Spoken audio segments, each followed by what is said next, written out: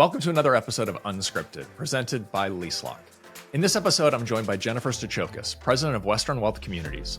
Western Wealth operates apartments across the Sun Belt, and the story of Jennifer creating a management company in less than 60 days at the beginning of the pandemic is pretty well known. So instead of retelling that story, we focused our conversation around what it takes to be a truly people-first organization, and how that shows up for our residents, our team members, executives, and ownership in both the good times and when market conditions get challenging. Through the course of the conversation, she provides insights, mindsets, and experiences that even the most veteran of us can benefit from. I can't wait for you to hear directly from her. But before we do, just a reminder that the views and opinions expressed in this podcast are those of the individual hosts and guests and do not necessarily reflect the official policy or position of Leaselock. The content is intended for general informational purposes only and should not be construed as professional advice or endorsement. While we strive to ensure that the content is as accurate and up-to-date as possible, Leaselock makes no representations or warranties of any kind, expressed or implied, regarding the accuracy, completeness, or reliability of the information discussed. The content is provided on an as-is basis, and Leaselock assumes no responsibility for any errors or omissions. Listeners should consult with qualified professionals before making any decisions based on the content of this podcast. This podcast may include references to third-party sources, which are provided for convenience and informational purposes only. Leaselock does not endorse or take responsibility for the accuracy or reliability of any third-party content. In no event shall Leaselock, its affiliates, or any of its employees, officers, or agents be liable for any direct, indirect, incidental, special, or consequential damages arising out of or in conjunction with the use or the reliance of the content of this podcast. Now, with the highly scripted disclaimer out of the way, let's get unscripted. Jennifer, thank you so much for actually bringing us in, allowing us to sit down in the wonderful Western Wealth offices here in Dallas, Texas, and have a little bit of a conversation. We appreciate it. Absolutely. Always great to see you and chat. Okay. Well, one of the things I wanted to talk to you about is, actually the thing I wanted to talk to you about is the idea of a people-first organization. The Leaselock Unfiltered podcast is a brand new thing, and we decided that for this first season, we really wanted to focus in on the S of ESG, but really, I'm old property management. To me, that's the P of the 4 Ps. Like it's the people. So one of the things I've always loved about your organization is you very much put it out front that you are a people first organization. What does that mean? Share with people what you mean by what is a people first organization. Absolutely. So people first, number one, I totally agree of the 4 Ps. People is the most important thing. Yeah. And every decision that we make as an organization is centered around people. Right. So anything we're deciding on, a new policy, a new procedure, a new property, what does the people impact have to do with that? And every decision we make, that's our North Star. Well, in addition, because you say the policies and the procedures, because I've actually put out there, I think there's a 5th P now. And I think procedure actually is that sure. 5th P, but I won't get it. I'll get off that soapbox. So let's, if you wouldn't mind, what I'd love to do is explore and just kind of talk through the different stakeholders and what it really means to be people first from a culture perspective. And I guess let me start with a question that is a little bit kind of off cuff. For a period, I was with the Marriott organization for a period, and J.W. Marriott is very famously quoted as, hey, if you take care of your people, they will take care of your guests. So when you think of being a people-first culture, where does the prioritization of people lie? Is it the guest? Is it, the resident? Is it the staff? Where's that first layer? And it can be a 1A, 1B. I'll give you that out for sure. Sure. But I think to the J.W. Marriott quote, the most important thing is the on-site team members, right? Our employees. If our employees can't get it right, we're not going to get it right with the residents, with our investors, with our supplier partners. So it is so important at the front end to pick the right people and find the right culture fit within the organization, because if we treat them well and we train them well and equip them with the tools and the skills and the resources, they will take care of the customer.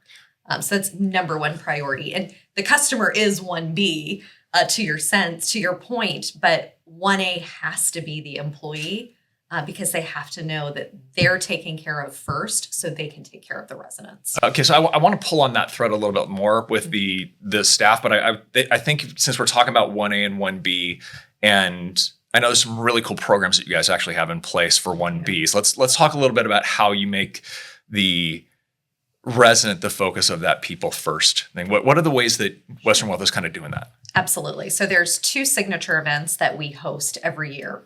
We do our We've Got Your Back event. So, and I'll kind of go back. When we think about core values and who we are as an organization, we use hashtags, which is a little bit different than most other organizations. Yeah. And so we have 4 different hashtags. One is hashtag WGYB, We've Got Your Back. And it has a bigger meaning beyond just the backpack event that we do, really that we have each other's backs as individuals, as team members. We have our residents' backs, and we also have our supplier partners and our investors' backs. Right. But specifically to that event, every July, we do a We've Got Your Back backpack event. And so every single school child that lives in our communities gets a free backpack and a backpack that's fully stocked with all the supplies.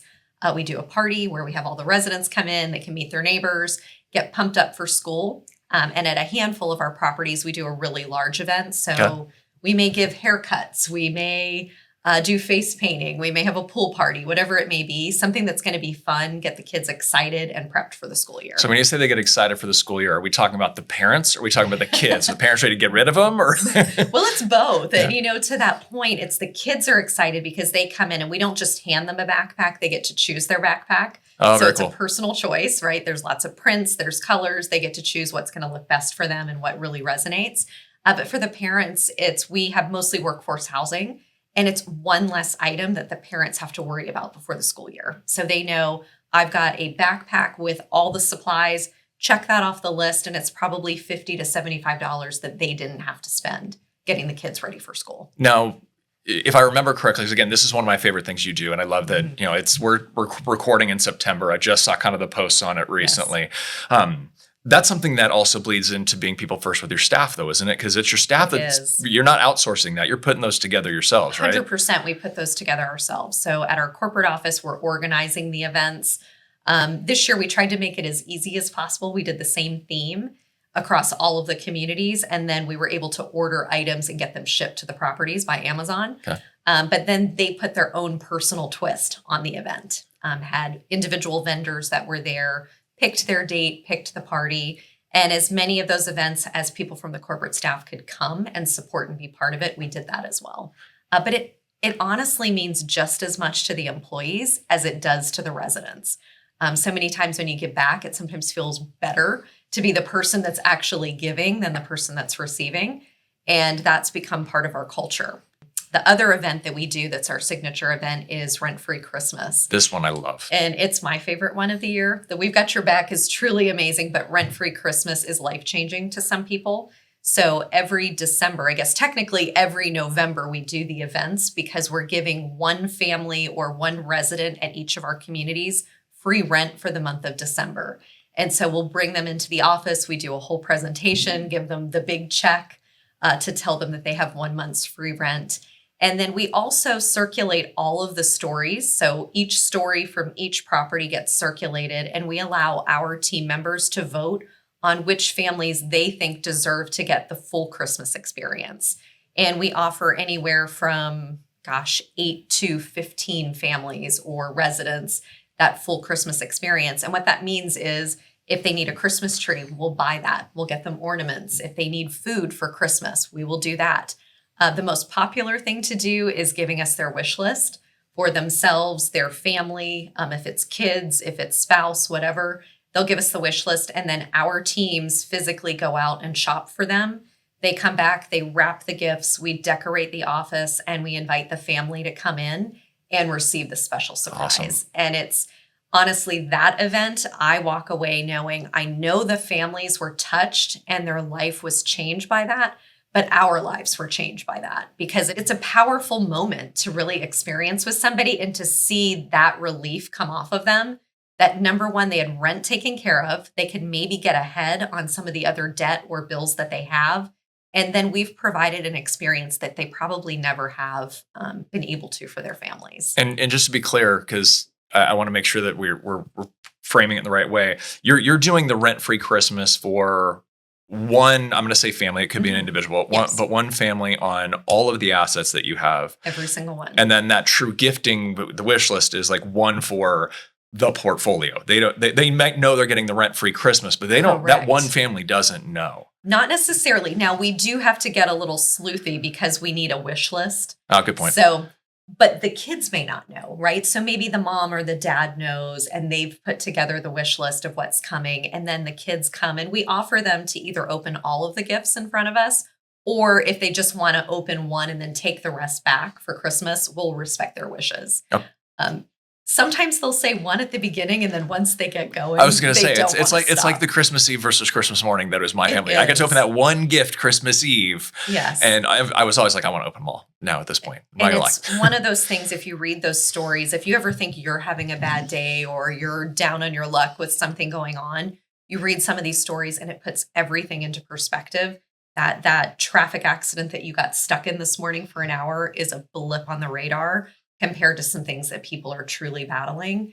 And just the expressions of people's appreciation for that event is just very, very moving. I can definitely imagine. So what are we've talked about programmatic, that's even a word, systems that you're utilizing to do a people first organization. How are you building that as a culture within the organization? Because it's one thing to, have an event. It's something very different to truly do that in the middle of March. Right. So we also try and weave giving back to the communities where we serve with part of everything that we do. So oftentimes before a manager meeting, we might go and participate at the food bank. We'll volunteer at the food bank. We might send cards to the troops around the holidays. We try and weave that into the day-to-day. A woman in my office, Lisa, she's very passionate about it as well. And the most recent thing that we did prior to We've Got Your Back was we did a cereal drive for St. Vincent de Paul. And it was because her dad was a longtime volunteer for St. Vincent de Paul. Okay. And he would take and deliver groceries to families that needed them. Okay. And the one thing he said that the children liked most was sugar cereal, right? Fruit Loops, Lucky Charms, the stuff that, your parents don't let you eat. But it was something that if a child saw the box and they saw a box of sugar cereal, their entire face would light up. And so Lisa came up with the idea that we should do a cereal drive and take all of these boxes to St. Vincent de Paul so they could be delivered. And so we ended up collecting. We involved not just our own employees, we also involved all of the residents. In Phoenix alone, we collected over 500 boxes of cereal. And then we decided to do something fun with it. So not just donate, but we created that serpentine with all the boxes. Okay. So it was like a domino effect. And we videoed it. Okay. And it ended up kind of going viral. So we shared it on our social, and then St. Vincent de Paul shared it on their social media, and the news picked it up. And so it was a really cool way to show something nice that we did, but then make it fun and eye-catching. And hopefully it's other people see that was something that went on and they want to replicate and do it. It's the highest form of flattery, right? When somebody sees a great idea that you're doing and they bring it into their business. And speaking of that, we won at the Multifamily Executive Conference last year. We were awarded one of the Community Service Awards.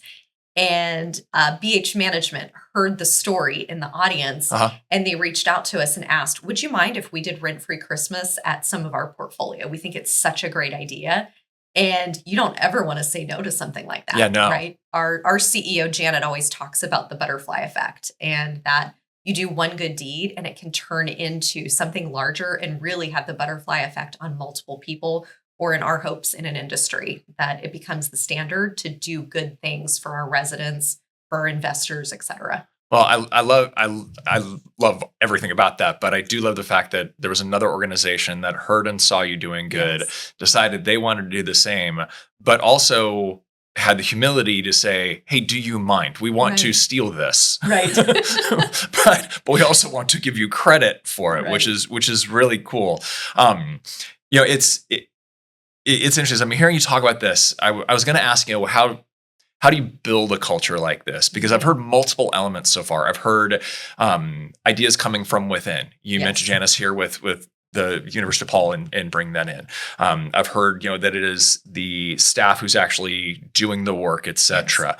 How, I guess your origin story for Western Wealth is pretty well known and pretty amazing. we're a little bit past the origin story now. Yeah. How do you build that into the day-to-day organization? Is it something that you're literally hiring for, and how do you reinforce it? I think so. And there's certain things within our culture that we did during startup mode. So, for those that don't know the story, we started during COVID, the Yep. COVID pandemic. And it was a very different time. And one of the ways we really built culture, because we couldn't be face to face, was doing weekly team town halls, basically over Teams. And we've kept that. We now do it bi-weekly, but we've kept that connection point, and it's something that is critical to our culture, where we all get on the line for 30 minutes on a Friday, and we get together and we either laugh, we learn something new, we have fun.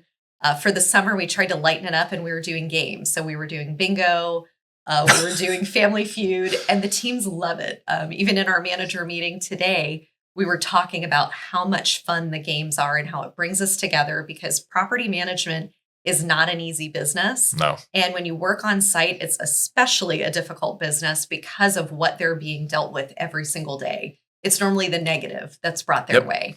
And if they can have 30 minutes once every other week to play bingo and win a fun prize, and just turn their mind off to what's happening in the day to day, it gets them to be able to reset and face what's happening.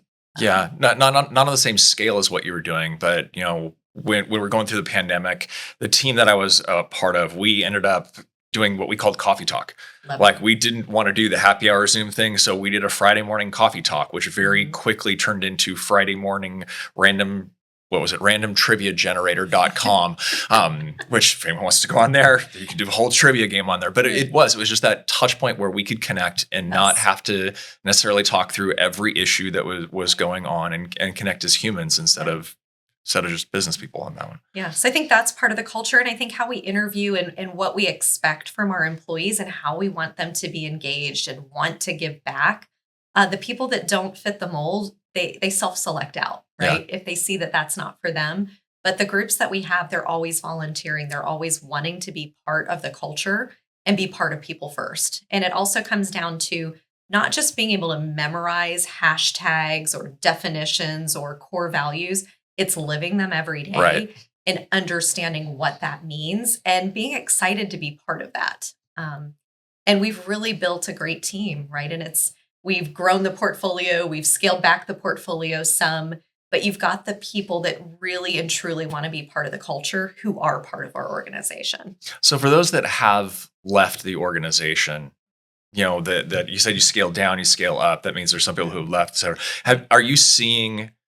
This is a little unfair question, I'm going to ask it anyways. Are you seeing a bounce back rate, a boomerang rate of folks who are trying to get back in because they've gone to other opportunities where that culture doesn't exist of giving back, and it's just they've realized it's a core part of them? Yes. And it's funny you say that, because it's a perfect example today. We have a manager that just rejoined us. She was with us in Houston. The property sold. She moved to Dallas, took a job with another management company, and has kept in touch with us that entire time.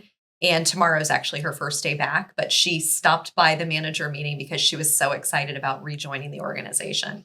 So I definitely think there's a key component there. We try and leave with people on good terms, always saying the door is always open if you'd like to come back. And we've had that happen in many cases. Sometimes it's just circumstances why people Yeah. leave, and sometimes it's opportunities. And we don't ever want to hold somebody back to take on a new opportunity that's going to be good for them and their family. But if there's ever an opportunity to bring those people back that really fit with the culture and really wanted to be here, we want to welcome them back. So let's delve down this path a little bit further, because obviously when you started in 2020, well, I mean, it was chaos when you started in 2020, to be perfectly honest. And obviously went through an upswing, coming down through a downswing, et cetera, very different. How has not necessarily your role, but your approach to really keeping that staff first and foremost changed in an environment that now sees, cap rates that aren't looking in, the low threes to fours, and interest rates that aren't where we're at, and obviously certainly more financial pressure to perform on an NOI basis. How have you managed those changes and navigated those waters? Exactly. It's like we think we're going to we see the light at the end of the tunnel, right? We think we're getting through COVID. We think we're getting through startup mode, and then we get hit with interest rates and everything that's happening. But to me, I'm a firm believer it all comes down to communication and over communicating when you can, right? Being transparent, sharing information that employees want to know. Having an open door policy that if people have questions, concerns, that they feel like they can come to their supervisor the whole way up to me. I really want people to feel like they have a voice. And I always say, I can't fix something if I don't know there's a problem. Yeah. So, I want to know if there are issues. That doesn't mean you are going to trust everything that you hear. You have to trust but verify, and you need to research and figure out what's going on. But you want employees to feel heard, because when they feel heard, they want to stay, and they're invested in the process. They want to be part of it because they know they're working towards change in an organization. And so I think it's critical that communication has to be the key to all of that, and transparency as you know it. Right? Yeah. There's going to be properties that we're going to buy, and there's going to be properties that we're going to sell. And we just need to treat those employees with the utmost respect and give them the courtesy of knowing where we are in the process and what that means for them. And we're firm believers when we do know a property is going to go up on the market. The minute we have openings, we do our best to try and place people, even if it means we have to do double duty on a couple properties, Right. To make sure that we can keep that great talent within the organization. Okay, I want to come back to double duty and changing operational models, because I think there's a whole thread to pull on that. But before we do that, you mentioned buying properties, selling properties. That's the business of real estate. Yes. 85% of the money that's made in real estate is made on the buy and the sell, not in the operation. How does being a people first organization play into an investment thesis? Is this something that you're looking at when you're doing due diligence on buying a property, and what's the people plan? Does it get down to that level, or is it more just, hey, it's time to operate it and we need to make sure we're focused on people? It's a little bit of both, right? Okay. So we really talk about at Western Wealth Capital, who's the parent company, the investment company, Right. that we don't do business on term sheets alone. We're doing business based on people as well. This is a people business, not only from our employees, but from a resident perspective. And when you think about that, it's their most treasured asset, right? Where they live, Yeah. their home. And so many times we get very numb to that fact because it's our business day in and day out. But when you think about going home and your air conditioner's out, or your washing machine has broke, or you have a leak in your house or your condo, it really sets you into a tailwind.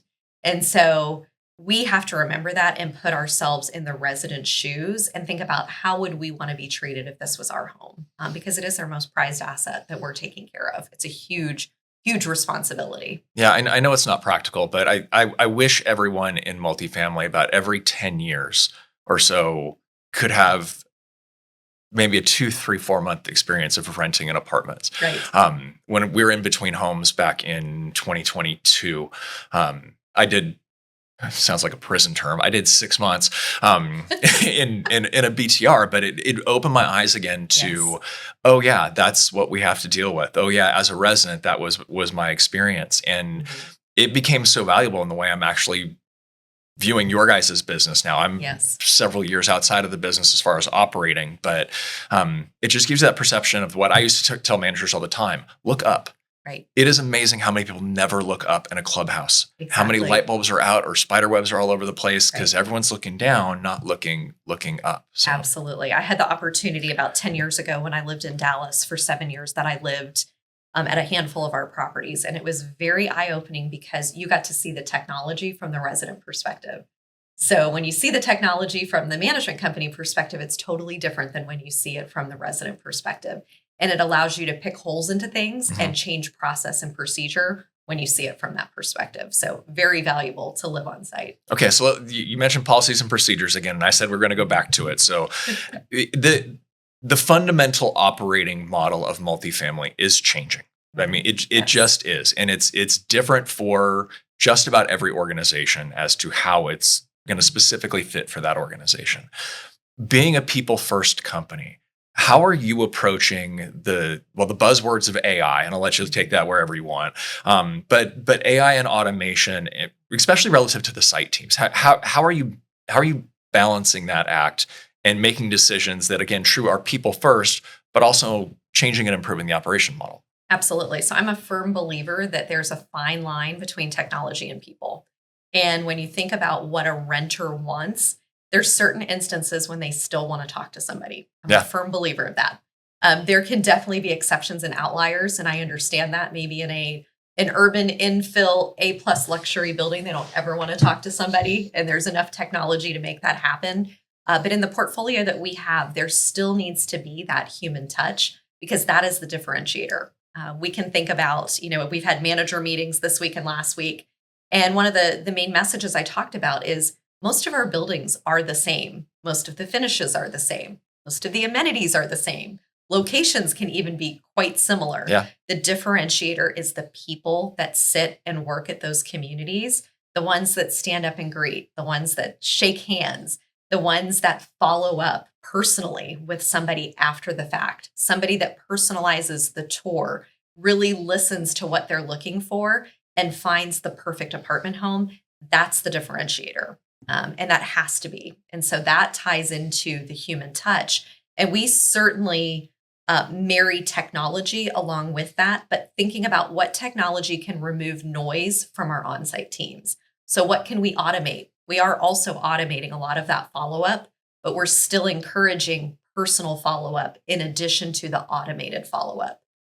Utilizing AI to help us with collections, maybe being that pesky person that's texting or emailing or calling about the balance due, but then also knowing there is a time and place when you have to pick up the phone and have that conversation with the resident. So not utilizing the technology as a crutch, utilizing it to really accelerate what we can do on site, and then have those courageous conversations that can be challenging with renters when we need to.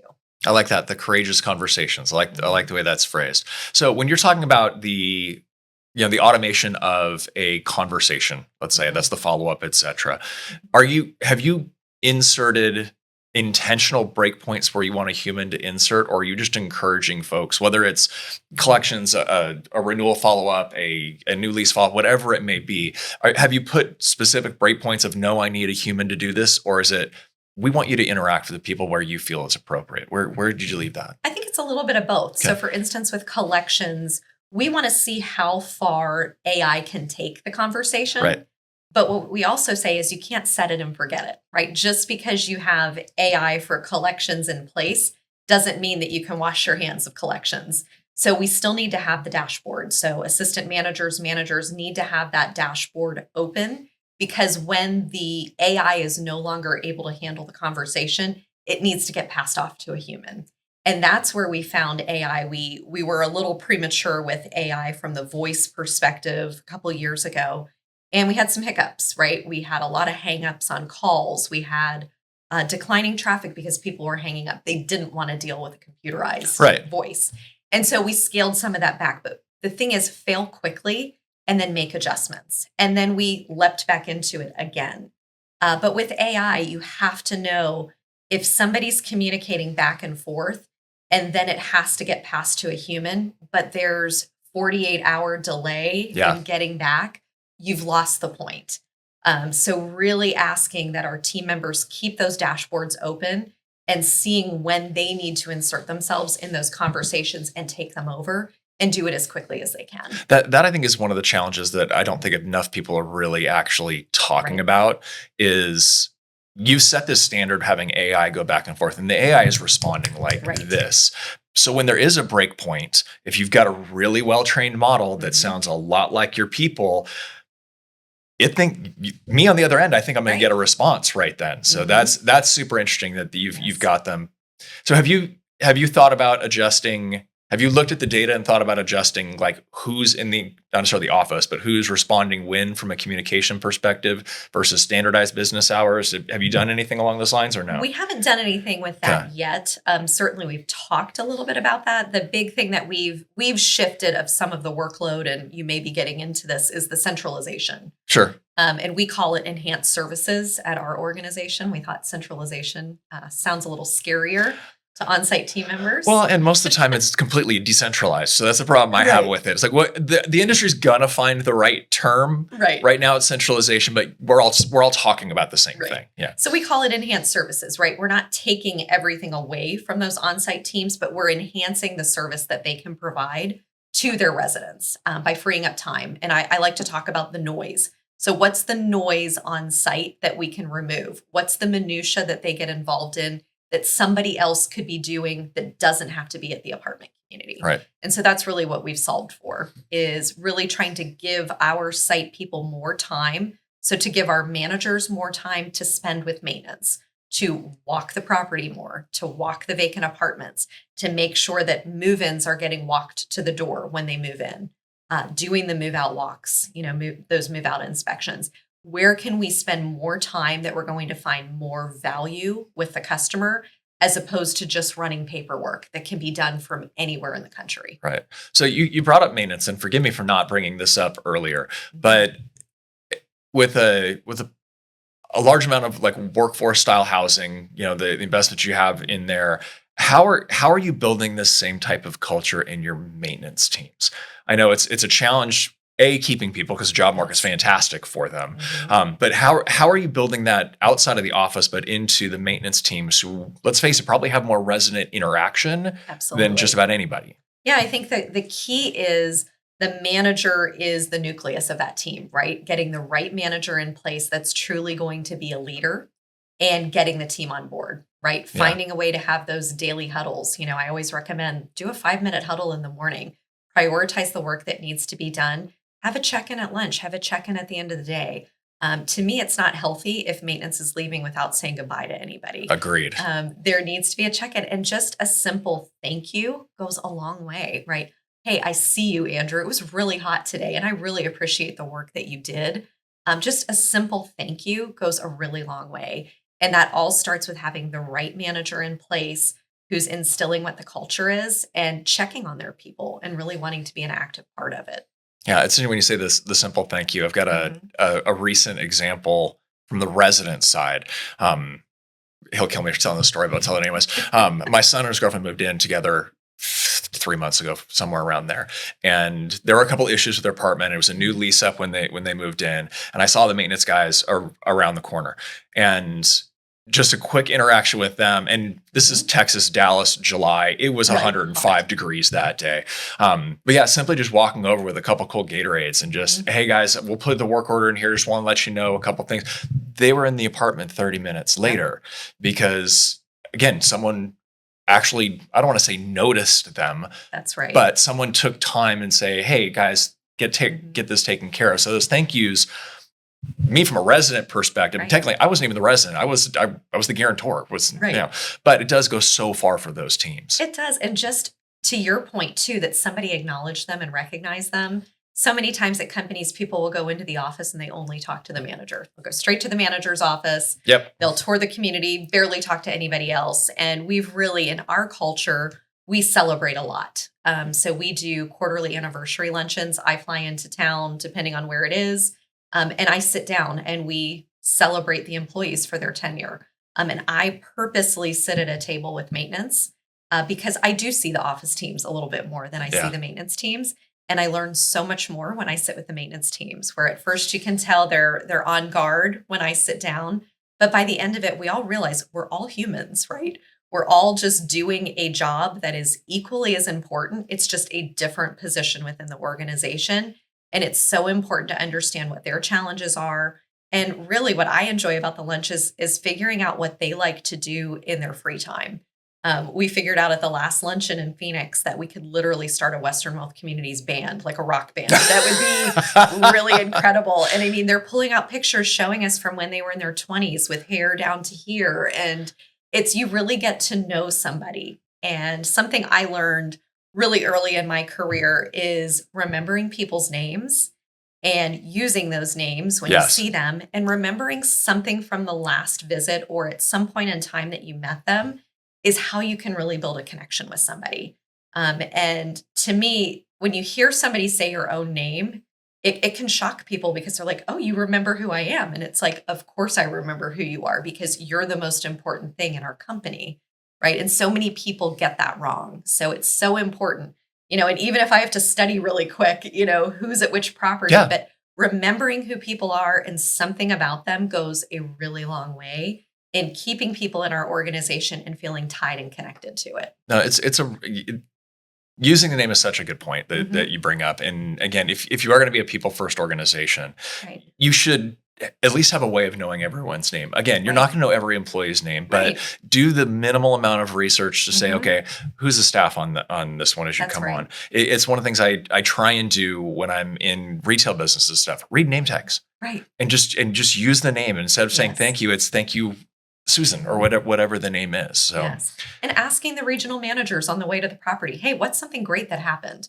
Is there somebody that I can recognize when I'm there on site? yeah. Something good that happened. I love it.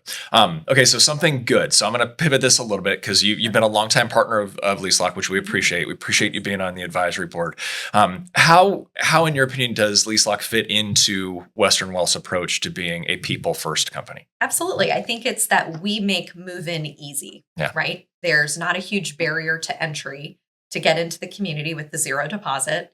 And we're able to provide protection from our side against any risk that might be out there, but then giving them the freedom to get into the home at a lower cost point. Yeah, it is one of the reasons I came over when I did. I love the fact that it is and I keep saying I'm not going to turn these into commercials, and I keep turning this part into a commercial. But it is that ability to, like we say, eliminate deposits for Right. good. The resident benefits, the on-site team benefits because they're not having to Yes. necessarily process everything, and obviously you get the improved protection for ownership. Okay, so last question that I think in my previous life I asked everyone what's their favorite book they want to recommend, etc. I'm going to do a different one. I want to take a more optimistic approach this time. Not that books are pessimistic by any stretch, but what do you think is the biggest opportunity in front of multifamily over the course of the next, call it 18 to 36 months? What do you think is the biggest opportunity for us? The big thing that's on my mind lately, I'm glad you asked this question because I've said the book once so many times and it doesn't change. I've read a ton of good books, but my book never changes. Yeah, yes, you have. And I fully endorse your book. So.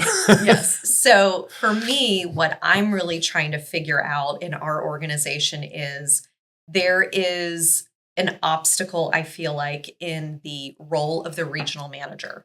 Oh, We interesting. have, over the last 10 years, think of all the technology we've added to our site teams. So when you're adding technology to the site teams, they not only need to be experts in the technology, but the regional manager is the one that needs to hold the teams accountable. Right. So they also need to be experts in the technology. And we've added so much to their plate. So when I started on site over 25 years ago, you had your property management software. We started getting into internet advertising. There were some things. Yeah. And it was very manageable because a regional manager was focused on the financials and the people. And now we've layered on so much technology and deadlines and things that need to get done with the technology that we've stretched our regionals way too thin, in my opinion. Yeah. So we're asking them to do more with less. Right. And so to me, thinking about enhanced services and centralization, what is the noise that the regional manager is, figuring out right now? And how can we remove the noise and centralize those functions at a different office or offsite somewhere to free them up to again focus on the financials of the community and the people aspect of the community? So that's really what I'm trying to solve for. We've had a couple preliminary conversations within our organization.